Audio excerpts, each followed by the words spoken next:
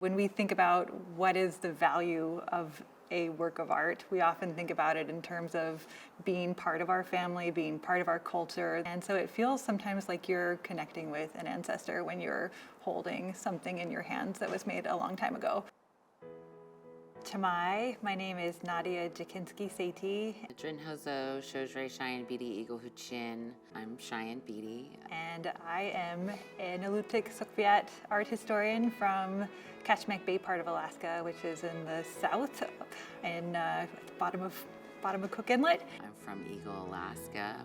I'm Han Wichin Athabaskan from there, and I am Tronek Wichin Athabaskan from Moosehide, Yukon Territory in Canada. I'm really pleased to be here today to be able to be a cultural advisor for the Antiques Roadshow and to be able to share about Alaska Native arts and my perspectives on them. It's wonderful that Antiques Roadshow finally came to Anchorage. I'm a huge fan of Antiques Roadshow. I've been watching Antiques Roadshow for years. We're excited that you also had consultants and people like me who are Alaskan Native to be a part of this. And just even today, talking to various people that have come through bringing items. I say objects because we're at the Antiques Roadshow, but they're not that. They're more than that. They're our family, and they're part of who we are, and they tell our stories. When we're working with museum collections, it's often the case that a museum will call something an artifact or an object.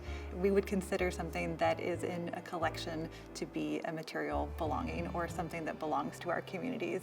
And I think that distinction is really important. We just would like to see people bring our objects home. Today, people are recognizing that when you return something to a community of its origin, it can have an incredible value for our community members. And sometimes those materials that go home can be used to re-educate the next generation in the techniques of making. Weavers can study the design patterns. They can be saved and protected for future generations to have access.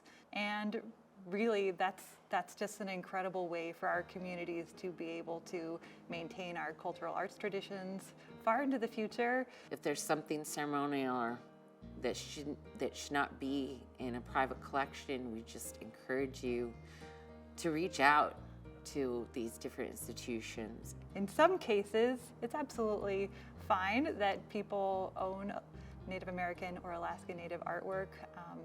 And it's a beautiful thing if you do, because it means that you appreciate our communities and our cultures, and so that's wonderful. But in other cases, if a material has significant cultural value, and if that material is no longer found within our communities, sometimes the right thing to do is to return it. There's a lot of historical trauma that comes with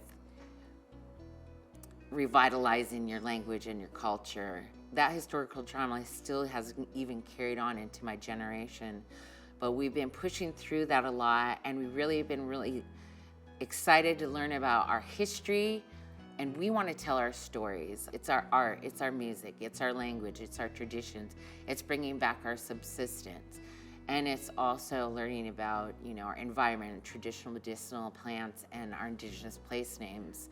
It's not just an object, it's a whole heartbeat and the love for who we are as people. And it's important for us to be the ones to tell our own stories.